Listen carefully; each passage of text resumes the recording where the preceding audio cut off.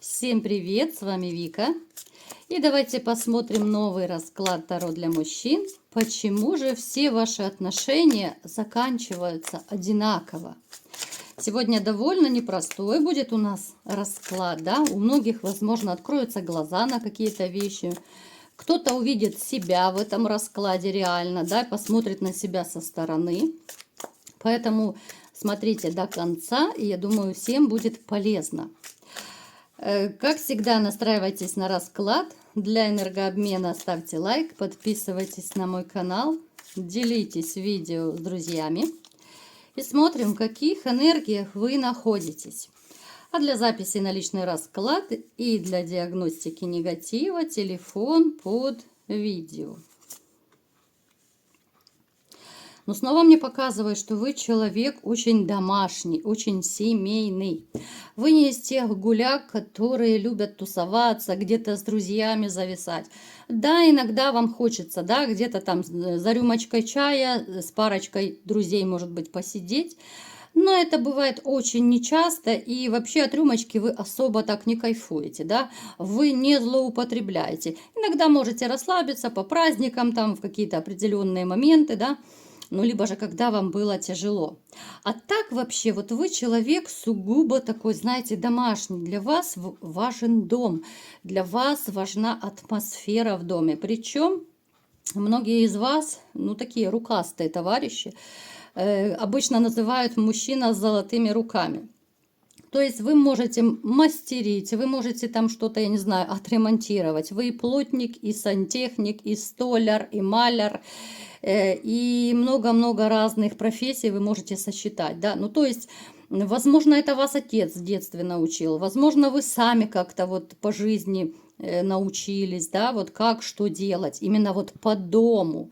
Многим из вас не нужно даже мастера вызывать, когда где-то что-то поломается. Напишите, ребят, давайте еще сделаем опрос. Вот реально, вот умеете вы все делать вот именно по дому, вот, ну, такую мужскую, да, вот рукастую такую, возьмем эту стихию.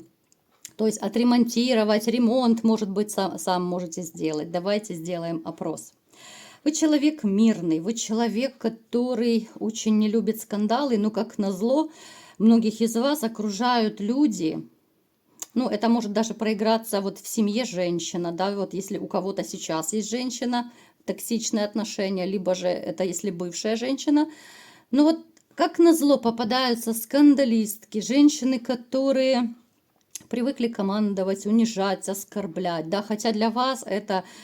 Ну, это просто капец капецкий, да, вы терпеть этого не можете. Вы человек, который будет пытаться до последнего сглаживать острые углы, только бы, чтобы не доводить до скандала. Вы на самом деле очень и очень терпеливый, но ваше терпение тоже иногда заканчивается, и тогда мало не покажется. Был период, опять-таки мне показывают, что когда вы не ходили ни на какие гулянки, даже с друзьями не встречались. Ну, как между небом и землей, да, это связано с уходом, с разрывом от женщины, да. Неважно, она ушла, вы ушли, у каждого по-своему проиграется. Разрыв, да, вот если коротко. Опять же, это у нас практически в каждом раскладе выпадает вот этот момент сигнификации, да, что вот настолько отчаялись, что не хотелось ни друзей, ни приятелей, вообще никого не хотелось, вот чисто побыть одному, подумать, поразмыслить, да, вот ну, настолько хреново было, что не хотелось, ну, никого не видеть, не слышать. Вы человечек, который довольно неплохо готовит, вы очень гостеприимный, даже кто-то из вас... Но это точно умеет консервировать, может быть, даже выпечкой можете заниматься, там, я не знаю, вареники лепите. Ну, то есть вы довольно неплохой кулинар. И даже то, что связано с землей, вот там сад, огород, дача, может быть, у кого-то, да, ну, для вас это особого труда не составляет. Вы такой человек, что даже если вы вот каких-то моментов бытовых, да, либо же там с этим огородом связаны, если вы чего-то не знаете, вы проштудируете, вы загуглите, вы расспросите друзей, приятелей, знакомых, когда и как садить вот это вот, а когда и как делать вот это вот. Ну, то есть вы такой человечек, который, помимо того, что вы любознательный, да, вы не боитесь работы. Вот абсолютно не боитесь работы. Очень любите детей, у кого есть дети. Даже те, у кого их нет. Кстати, я вам скажу, что вот как-то у вас такая взаимная любовь даже с чужими детьми. Очень вы такой человечек мечтательный, любознательный, как я уже сказала, да, вы любите постоянство, постоянство во всем. Хотя порой вас накрывают, но когда вас накрывают вот в каких-то важных таких делах, когда нужно принять какое-то очень серьезное решение, здесь порой бывало вы пасовали, то есть начинали обдумывать, начинали выбирать разные варианты, начинали сомневаться. То есть здесь бывают такие моменты тоже. Вы человек, который, ну, не лишен порой такого трезвого расчета, да, вот именно как раз это касается важных дел, каких-то важных решений. Но здесь вы однозначно, вы взвесите все за и против, все плюсы и минусы. Вы не будете делать каких-то таких необдуманных, спонтанных поступков. Да, по молодости могли иногда чудить, могли что-то сделать необдуманное, но не с возрастом. С возрастом вы как-то больше опыта набираетесь, больше мудрости набираетесь, то есть становитесь опытнее, умнее и мудрее. И этого у вас не отнять. Я вам скажу, что те из вас, кто сейчас вот начал встречаться с женщиной, с новой женщиной, я так говорю, потому что общий расклад мы не забываем. Кто-то, я вижу, что живут еще в токсичных отношениях, есть холостяки и есть те, кто начал встречаться. Так вот, те, кто начал новые отношения, я вам скажу, ребят, что, ну, в принципе, у вас достойный вариант и большая вероятность, что вы можете даже жить, ну, либо же в браке, либо в гражданском браке, как вы захотите, с этой женщиной. Довольно непростая. Денежки вы будете зарабатывать, кризиса у вас я не вижу финансового, потому что вы умеете, вы в конце концов рукастый, вы всегда найдете даже подработку. Поэтому в этом плане у вас будет все хорошо. Любовь, морковь и, знаете, я бы не советовала отчаиваться по поводу личной жизни, потому что у вас четко падает брак и единственная любимая женщина. Теперь давайте разбираться, почему же вот все ваши отношения заканчиваются одинаково. Потому что, смотрите, ребят, вот вы, вот как бы вам ни казалось, да, вот, допустим, у кого это было несколько раз, там, 2-3 раза, может быть, да, когда вы расходились, вас предавали и так далее. Вот после каждого разрыва, после каждого вашего огорчения вы говорили себе: все, больше никогда не буду так себя вести, не буду так относиться к женщине, не буду носиться, там, сюсюкать, покупать и так далее. Когда же проходило определенное время, вы встречали новую женщину, вы влюблялись, и все начинало идти заново, да? То есть все начиналось, как будто никогда у вас и не было той прошлой травмы. То есть снова вы кружили, снова вы делали те же ошибки, снова вы покупали, залюбливали и так далее. А вы человек, когда вот вы влюбляетесь, ну реально, у вас земля уходит из-под ног. И неважно, это в первый раз вы влюбились, во второй, в пятый, в 10. Вот вы не поменяетесь. Вы как были такой вот настолько чистый, искренний человек, вы таким же и останетесь. С одной стороны, это да, это хорошо, это просто замечательно и потрясающе. Но с другой стороны, я уже много раз говорила вот в своих видео, да, может быть, кто-то меня не слышал, то я еще немножечко затрону здесь эту тему. Когда вы влюбляетесь, да, вы растворяетесь в человеке, и поначалу, да, это классно. Человек кайфует, да, вот там миллион алых роз, там, либо же каждый день букеты, каждый день там еще что-то, сюси-пуси, вот это все, да. Поначалу это классно и здорово. Очень немного времени пройдет, как это начинает поднаедать женщине и поднапрягать. Женщина привыкает, да, впрочем, и мужчина, и к хорошему, и к плохому.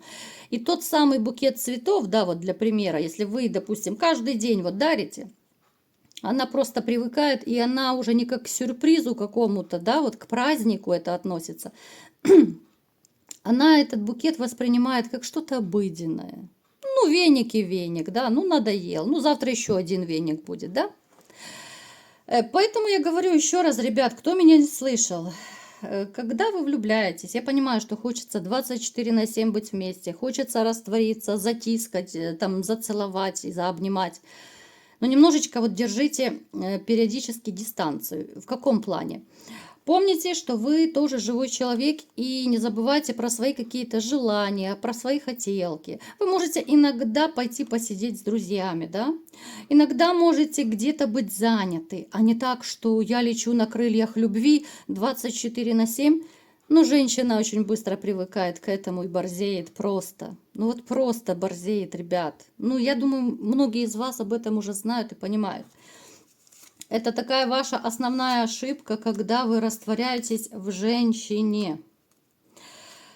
Еще одна ваша ошибка, ребят, смотрите, почему вот заканчивается одинаково, да? Я буду разные варианты говорить, хотя у кого-то они могут быть, ну так, вместе, да, в совокупности, так сказать. Вы не умеете, вот когда влюбляетесь, опять же, вы не умеете говорить слово «нет». Вот не умеете. Вы готовы землю рыть, да, это классно, но опять же, иногда можно деликатно отказать. Многие из вас могут именно, вот знаете, когда влюбляются, вплоть до того, что одалживать деньги, я не знаю, там чуть ли не ночные подработки брать, днем и ночью впахивать, только чтобы ей купить там какое-то колечко, шубу, либо же куда-то свозить, да? Но я бы вам не советовала так уже отчаянно рыть землю, потому что опять-таки запросы женщины будут расти. И я думаю, у многих из вас так уже и проигралось, да, вот вы купили, допустим, колечко, она захотела шубу, вы купили шубу, она захотела машину, да, вот понимаете, о чем я говорю? У нее будут расти все больше и больше запросы. И ей все равно, имеете вы деньги, не имеете, ей по барабану. Она вам еще скажет, найдешь, ты мужик, да, зарабатывай. Ну, либо что-то в этом роде. Понимаете, вот это еще одна ваша ошибка. Вы не умеете отказывать. То есть можно, я не призываю к тому, чтобы там грубить, хамить женщине, ни в коем случае. Просто если вы понимаете, что у нее слишком большие запросы, скажите, да, дорогая, я постараюсь, да, вот когда у меня будет возможность, обязательно я там тебе куплю это, ну как-то так, да, приблизительно. Чтобы она понимала, что она не может сесть вам на шею и покататься. Потому что они реально, вот ваши женщины, они катались на вас, на вашей шее катались. Если вы будете дальше себя так вести, еще очередная покатается на вас, понимаете? Здесь очень важен такой баланс. Здесь очень важна дозированность. Как бы вам ни хотелось 24/7 потискать, да, вы скучаете, вам хотелось бы там в обнимочку сидеть сутками. Но вот как-то немножечко отстраняйтесь, чтобы был сюрпризный момент, чтобы был эффект неожиданности. Я сейчас даже немножечко вот вам объясняю это чисто психологически, основываясь на раскладе. У нас такое психологическое таро сегодня. Понимаете? Когда вот женщина не знает, когда вы принесете букет, для нее это будет эффект вау, да, это букет, это подарок, а не так, что это каждый день, это веник очередной. Понимаете, о чем я говорю? Я на таких, на банальных примерах вам привожу. Поэтому учитесь дозировать, учитесь отстраняться. И учитесь, конечно же, деликатно отказывать. Еще такой момент. Опять же, когда вы влюбляетесь, да, вы не особо как-то, многие, по крайней мере, не особо вы обсуждали, разговаривали. Вот вам хотелось вот на эмоциях, да, больше какой-то тактильности, вы решали там проблемы, вы были добытчиком, может быть, вам некогда было поговорить, сесть, да, о каких-то насущных проблемах и так далее, потому что вы были как, я не знаю, как двигатель, как марафонец. Погнали, да, зарабатывать. Многие из вас даже могли приходить поздно вечером, да. То есть вы впахивали, вы зарабатывали для нее. А она вам еще и когда вы приходили, она рассказывала, вот ты мне не уделяешь времени, да. Мне не хватает кекса того же, да, мне не хватает нежности, ласки, опять же, да. Вот у кого это проигрывается, что если вы очень много работали, опять же вы работали ради нее, ради ее хотелок, а потом еще и получали претензии, ты и это, и это, и это не делаешь. Вы не умели конструктивно ставить какие-то вопросы, диалоги, вы не строили беседу, которая донесла бы до нее, да, вот вашу позицию. Сейчас поясню, да, потому что я так думаю, для некоторых может быть непонятно. То есть вы по-простому, вы не разговаривали, вы не поясняли, что, дорогая, я для тебя стараюсь. Если меня нет дома, либо же я поздно прихожу. Я это делаю для тебя, чтобы ты была счастлива, чтобы тебе купить шубу, машину, квартиру там и так далее. Ну, это я утрирую, да? Ну, то есть вы не разговаривали. А золотое правило психологии, мальчишки, разговаривать здесь и сейчас. Далее, вы не разговаривали, когда начались проблемы между вами. То есть вы видели, что какой-то холодок пошел. Вы видели, что она, может быть, и в кексе отказывает. То у нее голова начала болеть слишком часто, то она еще что-то делает, то, что вам не нравится. И вы это многие умалчивали. Вот напишите в комментариях, умалчивали вы или же вы разговаривали, когда вам что-то не нравилось. Нравилось, не нравилось, все нужно проговаривать. Даже если вот вам что-то понравилось, что она сказала, сделала, вы можете даже сказать: вау, класс, ты такая умничка, ты там сделала такой вкуснющий борщ, да, где-то чем-то восхититься. Тоже это вы показываете свою позицию. Но когда вам не нравится, что она говорит и делает, это однозначно нужно проговаривать. Вот просто здесь и сейчас нужно садиться и разговаривать. Тогда у вас не будет, как снежный ком, накапливаться недовольство. Тогда не будут какие-то конфликты. Вы будете решать здесь и сейчас. Понимаете? Я повторяю постоянно эту фразу, чтобы вы наконец поняли, мальчишки. Я хочу просто предостеречь вас от ошибок в следующих отношениях. Вот, к примеру, да, банальный пример приведу. Она, допустим, там нагрубила, там, либо же просто на повышенных тонах как-то вам резко ответила. Вы сразу же и говорите, что там Наташа, там, либо же Маша, дорогая, как угодно, как вы ее называете. Говорите, со мной так нельзя разговаривать. Пожалуйста, больше так со мной не разговаривай. Мне не нравится такой тон. Понимаете? То есть вы не кричите, вы спокойно, но твердо ей отвечаете, что со мной так нельзя. Потому что будет и второй раз криков, и 5-й, и 10-й. Если вы сразу это обрубаете на корню, человек, который вами дорожит, а на следующий раз подумает, стоит ли там поднимать голос, либо еще какую-то вещь делать. Понимаете? Вот эти ваши такие несколько основных ошибок, которые приводят ваши разные отношения, в принципе, к одинаковому концу. Я думаю, ребят, кто-то из вас сделал выводы, кто-то, может быть, знал это. Опять же, у каждого это будет по-своему. Но мне бы хотелось, чтобы вы научились, да, помнить, что вы тоже человек, да, это я резюмирую, да. Помнить, что вы человек со своими желаниями, хотелками, не растворяйтесь в отношениях, учитесь говорить слово «нет», и всегда все проговаривайте в отношениях. Что нравится, что не нравится. Тогда на корню вы пресекаете все дальнейшие конфликты. А не из-за чего будет конфликтовать, потому что вы сели и проговорили. Подумайте о том, что я сказала. Можете несколько раз переслушать, если кто-то что-то не понял. Вот такой сегодня у нас был психологический расклад. Кому понравился, ставьте лайк, подписывайтесь на мой канал, делитесь видео с друзьями и всем пока!